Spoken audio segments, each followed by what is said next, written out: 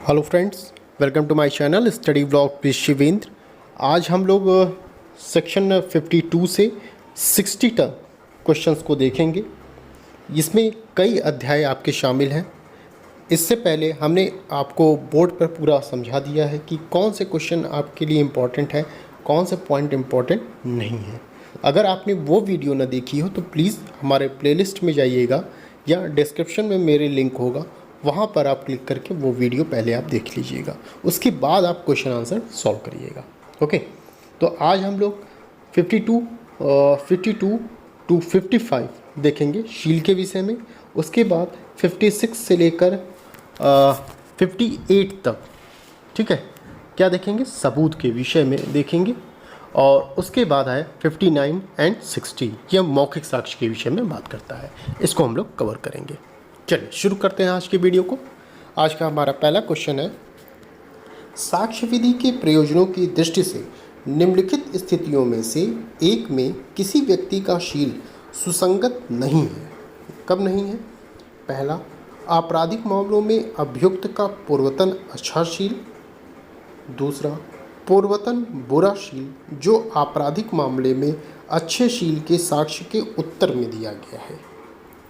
Next, civil मामलों में नुकसानी की मात्रा पर प्रभाव डालने वाला शील। और लास्ट है, सिविल मामलों में अध्यारोपित आचरण साबित करने के लिए शील। तो क्या सही होगा? Option D.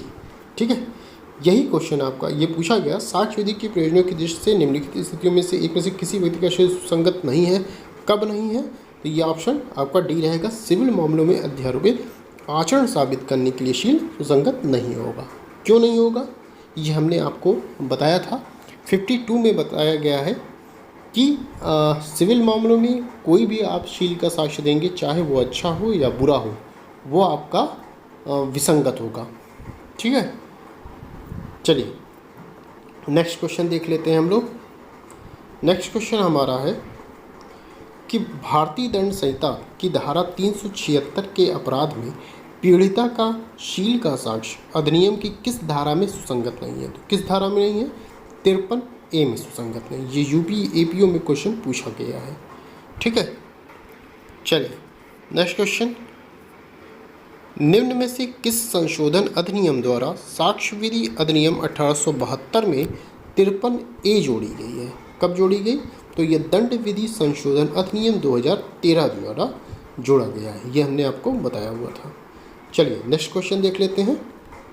नेक्स्ट क्वेश्चन है, भारतीय साक्ष्य अधिनियम की निम्न धाराओं में से किस धारा में पूर्ववर्ती सदचरित आपराधिक प्रकरणों में सुसंगत माना जाता है? सेक्शन 18, 26, 49, 53 किस में है? तो धारा 53 में माना जाता है। ठीक है, क्या माना जाता है? पूर्वतन सदचरित आपराधिक प्रकरणों में सुसंगत माना जाता है। ठीक है, 53 में मैंने आपको बताया था कि दांडिक मामलों में जो पूर्वतन अच्छा शील है वो सुसंगत होगा। ठीक है, वहाँ हमेशा सुसंगत माना जाता है सेक्शन 53 के दिन। चलिए नेक्स्ट क्वेश्चन देख लेते हैं। ये कथन और कारण है, दांडिक मामलों में यह तथ्य कि अभियुक्त का चरित्र अच्छा है सुसंगत है। सही। दांडिक मामलों में अभियुक्त का बुरा चरित्र सर्वदा असंगत है। तो ए सही है और कारण आर गलत है। ठीक है, क्योंकि दांडिक मामलों में अभियुक्त का चरित्र क्या होता है? सुसंगत माना जाता है। अच्छा चरित्र सुसंगत माना जाता है सेक्शन 53 के अंतर्गत। चलिए नेक्स्ट क्वेश्चन देख लेते हैं हम लोग। नेक्स्ट क्वेश्चन है, साक्ष्य अधिनियम की निम्नांकित धाराओं में से किस धारा में यह उपबंध है कि अभियुक्त का पूर्व का बुरा शील सुसंगत नहीं है? तो किस में है? 54 में नहीं है। 54 में क्या कहा गया है? 54 में यह कहा गया है कि दांडिक मामलों में बुरे शील का साक्ष्य सुसंगत नहीं होता है। ये कब सुसंगत होता है? जब अच्छे शील का साक्ष्य दे दिया गया होता है, उसके बाद बुरा शील दिया जाए। ठीक है, चलिए नेक्स्ट क्वेश्चन देख लेते हैं। दांडिक कार्रवाइयों में यह तथ्य कि अभियुक्त बुरे शील का है क्या होगा? विसंगत है, सुसंगत है। उपयुक्त ए सही है जब तक इस बात का साक्ष्य न दिया गया हो कि वह अच्छे शील का है। बिल्कुल सही, तो ऑप्शन सी सही है। ठीक है, चलिए नेक्स्ट क्वेश्चन देख लेते हैं हम लोग। नेक्स्ट क्वेश्चन है कि निम्नलिखित कथनों पर विचार कीजिए। पहला, इसमें से कौन से सही हैं ये देखना है हमें। तो पहला क्या है, बुरे शील का साक्ष्य असंगत है जब तक यह साक्ष्य न दिया गया हो कि वह अच्छे शील का व्यक्ति है। सही है। बुरे शील का साक्ष्य जब उसका शील स्वयं एक विवादक तथ्य है, सुसंगत हो सकता है। बिल्कुल सही है। अच्छा या बुरा शील साबित करने के लिए ख्याति तथा प्रवृत्ति दोनों का साक्ष्य दिया जा सकता है। बिल्कुल सही।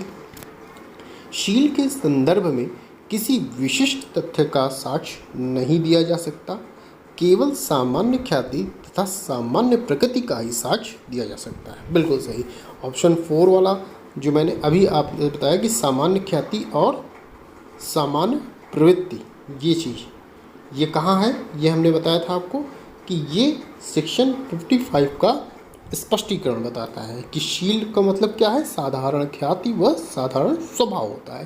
तो इस तरह ये चारों ऑप्शन आपके सही हैं। तो ऑप्शन डी आपका सही होगा, चारों सही है इसमें। चलिए नेक्स्ट क्वेश्चन देख लेते हैं। किसी व्यक्ति का चरित्र अर्थात शील सुसंगत है। कब सुसंगत है? सिविल मामलों में अधिरोपित आचरण को सिद्ध करने हेतु, सिविल मामलों में नुकसानी की राशि अभिनिर्धारित करने हेतु, दांडिक मामलों में यह प्रमाणित करने हेतु कि अभियुक्त बुरे चरित्र का है, उपरोक्त किसी भी मामले में। तो कौन सा ऑप्शन सही है? B option.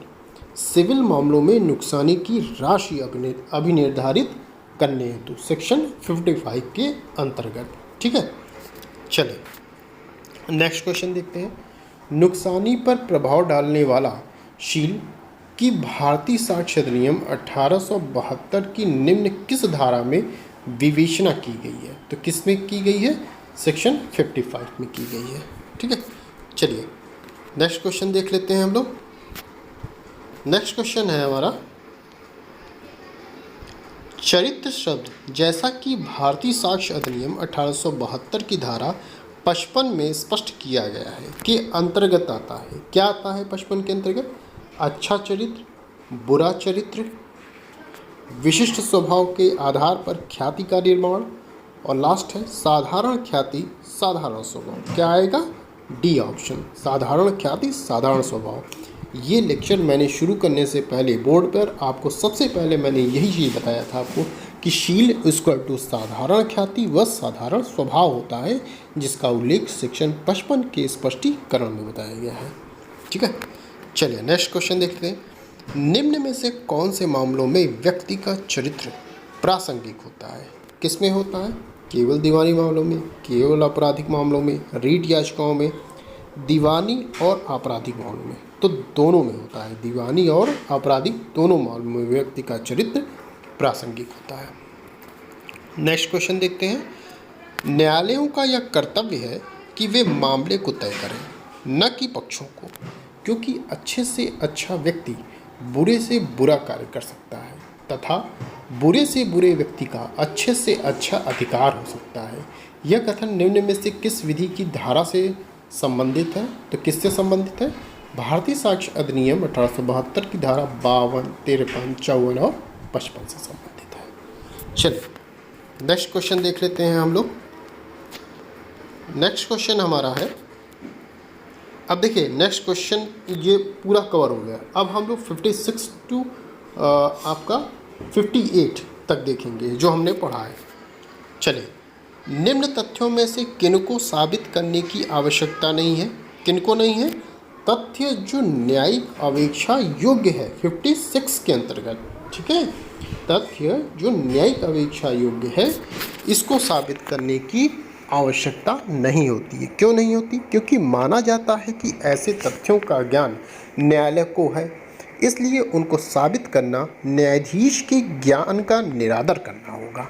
ठीक है, चलिए नेक्स्ट क्वेश्चन देखते हैं।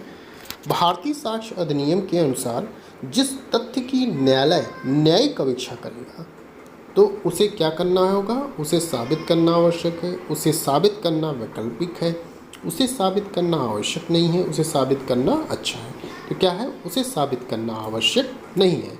जिस तथ्य की न्यायालय न्यायिक अपेक्षा कर लेगा तो उसे फिर साबित करने की ज़रूरत नहीं होती है।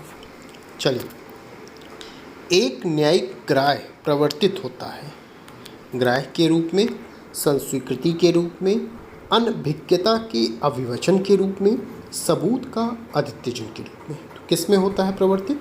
सबूत के अद्यतन के रूप में होता है। ठीक है, ऑप्शन डी। चलिए नेक्स्ट क्वेश्चन देखते हैं। निम्नलिखित में से किसे साबित करना होगा? न्यायिक रूप से अविचलित तथ्य, पक्षकारों द्वारा स्वीकार किए गए तथ्य, न्यायालय का कोई पूर्ण निर्णय, उपरोक्त में से कोई नहीं। तो किसे साबित करना होगा?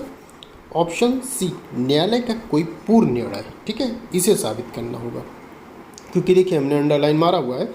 न्यायिक रूप से अविचलित तथ्य धारा 56 के अंतर्गत तथा पक्षकारों द्वारा स्वीकृत तथ्य धारा 58 के अंतर्गत साबित किए जाने की आवश्यकता नहीं होती है। ये न्यायालय द्वारा स्वयं अवेक्षणीय है। ठीक है, इन दोनों के ऊपर की आवश्यकता नहीं होती। किसे साबित करना होता है? न्यायालय का कोई पूर्ण निर्णय है उसको साबित करना होता है। ठीक, चलिए नेक्स्ट क्वेश्चन देख लेते हैं। निम्नलिखित में से किस तथ्य को साबित करना आवश्यक है? किसको साबित करना है? न्यायिक अपेक्षा, इसको तो करना नहीं होगा। स्वीकृत तथ्य, जो स्वीकार कर लेगा उसको साबित आप क्या करेंगे? संस्वीकृति, इसको भी नहीं। सुसंगत तथ्य को साबित करना आवश्यक होता है। ठीक है, चलिए नेक्स्ट क्वेश्चन। न्यायाधीश किसी तथ्य के व्यक्तिगत ज्ञान को साक्ष्य के रूप में नहीं ले सकता। यह कथन किस मामले में निर्णित किया गया था? किस में किया गया? हर प्रसाद बनाम शिवदया के मामले में यह निर्णित किया गया। चलिए नेक्स्ट क्वेश्चन। साक्ष्य अधिनियम के अंतर्गत वे तथ्य जिनकी न्यायिक अपेक्षा करनी होती है कहाँ वर्णित है? 57 में वर्णित है। जिनकी न्यायिक अपेक्षा करनी होगी, न्यायालय करेगा, अर्थात शैल प्रिज्यूम का यूज़ किया गया, ध्यान रखिएगा, बाध्यकारी है वहाँ करना। चलिए नेक्स्ट क्वेश्चन देख लेते हैं हम लोग। साक्ष्य अधिनियम की धारा 57 सब क्लॉज 1 के अधीन न्यायालय को न्यायिक अपेक्षा करनी होगी। किसकी न्यायिक अपेक्षा करनी होगी? भारत में प्रयुक्त सभी विधियों की जिसमें विदेशी विधियाँ भी हैं, सभी भारतीय और एशियाई विधियों की, सभी भारतीय और 1950 तक की ब्रिटिश विधियों की। तो किसकी करनी होगी? भारत में जितनी भी विधियां हैं उनकी करनी होगी, अर्थात ऑप्शन ए सही है। ये देखिए यूपी एपीओ में क्वेश्चन पूछा गया है। चलिए नेक्स्ट क्वेश्चन देख लेते हैं। भारतीय साक्ष्य अधिनियम 1872 के अंतर्गत न्यायिक अपेक्षा शब्दावली से अभिप्राय है। क्या अभिप्राय है? न्यायालय द्वारा दिया गया नोटिस, न्यायालय को दी गई जानकारी, साक्ष्य की अपेक्षा करना, किसी बात को बिना सबूत के अस्तित्व में मानना। तो क्या है न्यायिक अपेक्षा शब्दावली से? क्या अभिप्राय है? किसी बात को बिना सबूत के अस्तित्व में मानना। ठीक है, चलिए नेक्स्ट क्वेश्चन। न्यायालय निम्न का न्यायिक नोटिस नहीं लेगा। किसका न्यायिक नोटिस नहीं लेगा? ऑप्शन ए है न्यायालय के अधिकारियों एवं सदस्यों के नाम, ऐसा तथ्य जो न्यायालय के प्रभारी न्यायाधीश के व्यक्तिगत ज्ञान में हो, उन सब अधिवक्ताओं का जो उसके समक्ष उपसंजात होने के लिए विधि द्वारा प्राधिकृत है, और लास्ट भूमि मार्ग के नियम। तो किसका न्यायिक नोटिस नहीं लेगा? ऑप्शन बी, ऐसा तथ्य जो न्यायालय के प्रभारी न्यायाधीश के व्यक्तिगत ज्ञान में है उसका नोटिस नहीं लेगा। चलिए नेक्स्ट क्वेश्चन देख लेते हैं।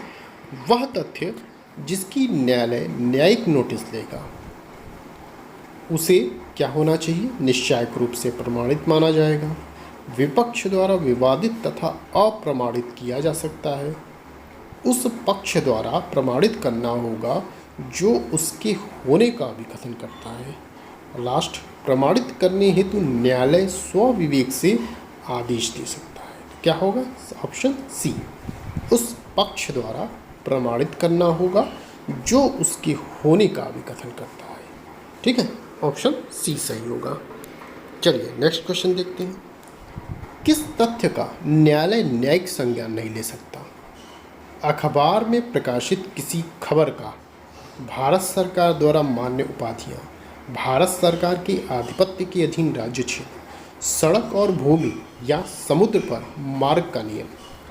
तो किसका न्यायिक संज्ञान मिलेगा? अखबार में प्रकाशित किसी खबर का उसका न्यायिक संज्ञान न्यायालय द्वारा नहीं लिया जा सकता।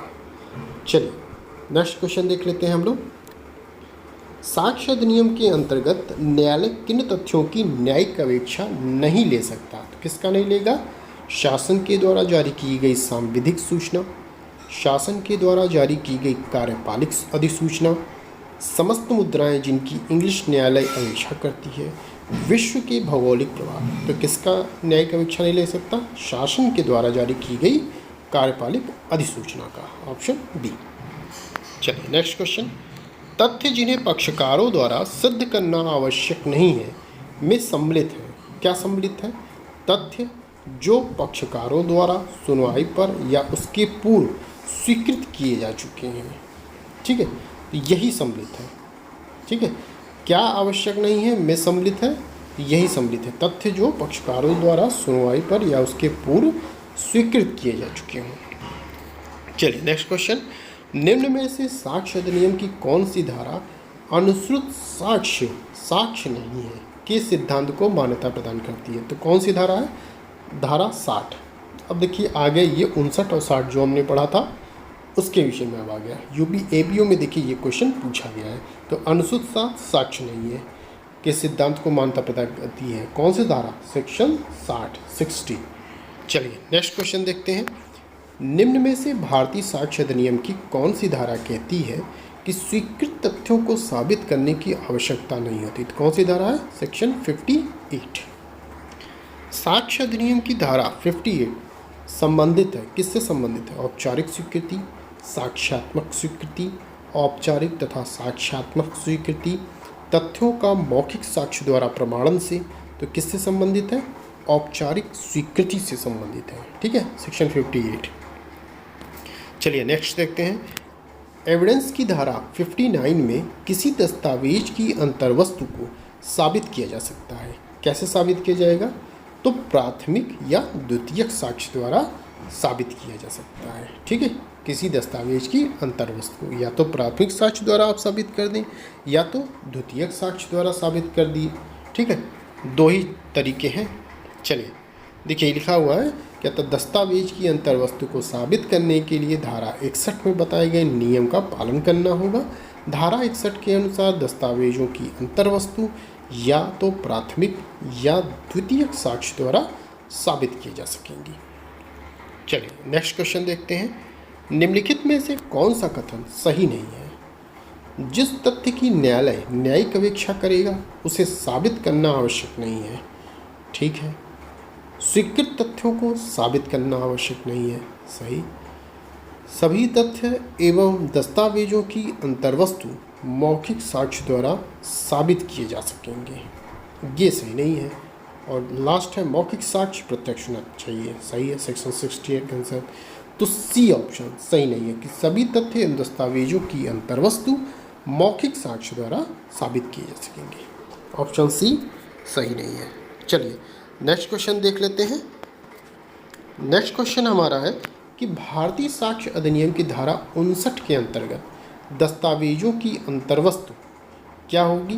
मौखिक साक्ष्य से प्रमाणित की जा सकती है, मौखिक साक्ष्य से प्रमाणित नहीं की जा सकती है। मौखिक साक्ष्य से प्रमाणित की जा सकती और नहीं भी की जा सकती। न्यायालय के आदेश के अधीन केवल मौखिक साक्ष्य से प्रमाणित किया जा सकती। क्या होगा कि मौखिक साक्ष्य से प्रमाणित नहीं की जा सकती। 59 में कहा गया है कि क्या कहा गया है?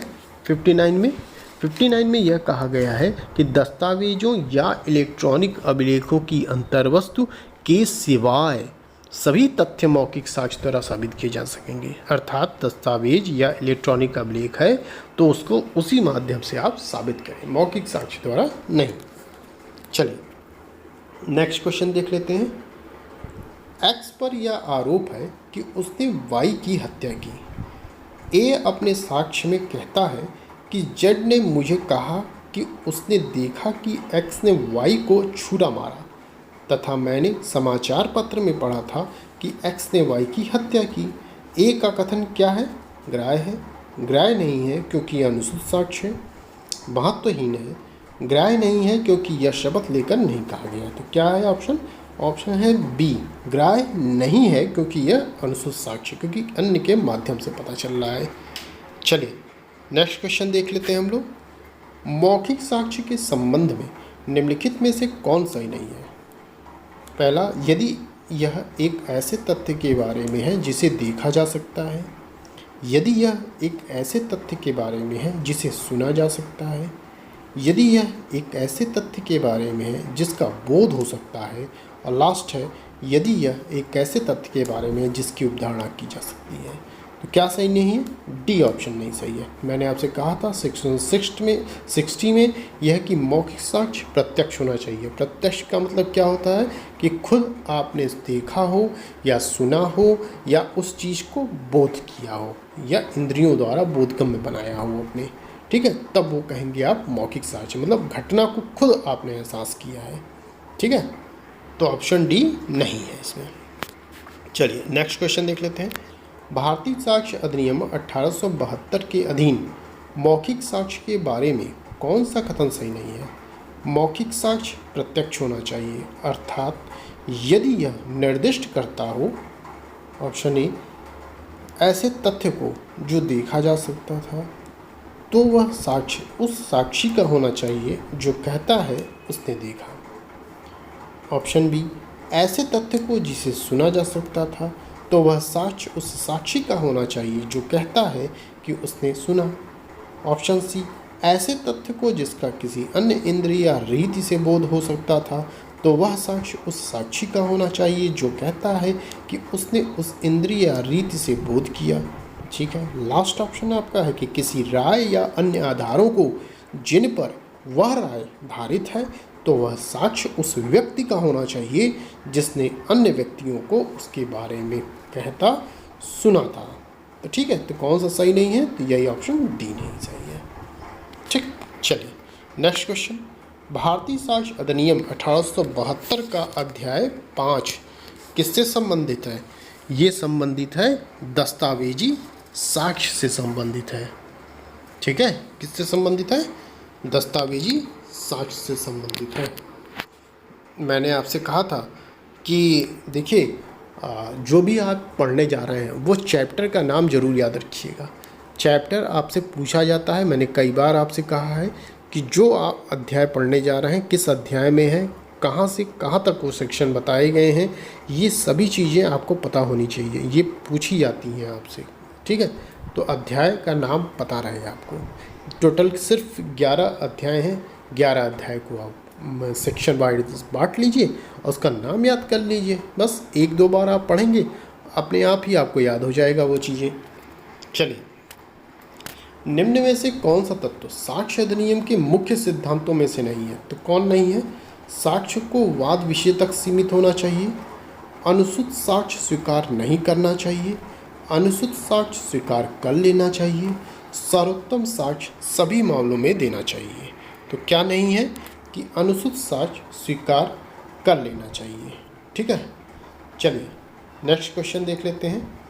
सर्वोत्तम साक्ष्य नियम का उदाहरण नहीं है। कौन सा नहीं है? देखिए इंपॉर्टेंट क्वेश्चन है आपका।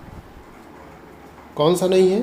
देखिए 60, 64, 91, 164। तो इसमें कौन सा नहीं है? 164 नहीं है। क्यों नहीं है? 60 क्या है कहता है, इसको देखते हैं।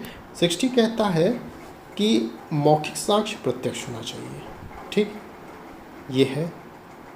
फिर 64 क्या कहता है कि दस्तावेजों को प्राथमिक साक्ष्य के द्वारा ही साबित किया जाना चाहिए। ठीक है, और 91 कहता है कि दस्तावेजों के रूप में लेखबद्ध संविदाओं, अनुदानों तथा संपत्ति के व्ययनों के निबंधनों का साक्ष्य इस धारा के निबंधनों के अधीन स्वयं उसी दस्तावेज से साबित किया जाना चाहिए। ठीक है, और वहीं 164 यह कहता है कि सूचना पाने के बावजूद दस्तावेज को पेश न करने पर उस दस्तावेज के उपयोग के संबंध में उपबंध किया गया है। ठीक है, तो ये चीज़ ये कहता है। देखिए, चलिए नेक्स्ट क्वेश्चन देखते हैं। एक नियम यह है कि सुना सुनाया साक्ष्य ग्राह्य नहीं होता। क न्यायालय में कथन करता है कि उसने बम फटते हुए सुना जिसमें व्यक्तियों की मृत्यु हुई। क का कथन क्या होगा? ग्राह्य होगा। क्यों ग्राह्य होगा? क्योंकि वो प्रत्यक्ष साक्ष्य था उसका, उसने अपने कानों से बम फटते हुए सुना है। ठीक है, वो सुना गया है उसके खुद के कान के द्वारा, इसलिए उसका साक्ष्य न्यायालय में ग्राह्य होगा। ठीक है, चलिए नेक्स्ट क्वेश्चन देख लेते हैं। समाचार पत्र का विवरण कैसा साक्ष्य है? अनुश्रुत, परिस्थितिजन्य साक्ष्य, प्रारंभिक, द्वितीयक। कैसा है? तो यह अनुश्रुत साक्ष्य होता है। क्यों अनुश्रुत साक्ष्य होता है? क्योंकि अनुश्रुत साक्ष्य वह होता है जिसे साक्ष्य देने वाला व्यक्ति किसी अन्य से सुना हुआ होता है। जो आप न्यूज़पेपर पढ़ते हैं, कहीं से वो मैटर आता है, उसके बाद वो न्यूज़पेपर में छपता है। जो कि समाचार पत्र का विवरण किसी अन्य से प्राप्त सूचना के आधार पर प्रकाशित होती है, अतः इसे अनुश्रुत साक्ष्य की श्रेणी में माना जाता है। ठीक है, तो ये आपका यहाँ तक का क्वेश्चन था जो कि हम लोगों ने कवर किया। सेक्शन 52 से 60 तक पूरा हमने कवर किया। इससे पहले कि अगर आपने वीडियो न देखी हो जो मैंने बोर्ड पे पूरा बताया है, तो प्लीज़ सबसे पहले आप वो वीडियो देखिएगा, उसके बाद ये क्वेश्चन आंसर आप सॉल्व करिएगा। ठीक है, अगर आपको यहाँ तक वीडियो मेरी पसंद आई हो तो प्लीज़ वीडियो को लाइक, शेयर एंड सब्सक्राइब कर दीजिएगा और साथ ही साथ बेल आइकन को भी प्रेस कर दीजिएगा, जिससे कि आने वाले वीडियो के नोटिफिकेशन आपको मिलते रहें। और एक चीज़ और मैं बता दूं कि इसके साथ ही साथ मैं पुलिस एक्ट भी पढ़ा रहा हूं। तो पुलिस एक्ट अगर आप न देखा हो वीडियो तो डिस्क्रिप्शन में मेरे लिंक होगा, वहां जाकर आप पुलिस एक्ट की वीडियो देख सकते हैं। ठीक है, अब आगे नेक्स्ट सेक्शंस पे हम लोग अगले वीडियो में बात करेंगे। ठीक, आज के लिए इतना ही, फिर मिलते हैं नेक्स्ट वीडियो में। Thank you.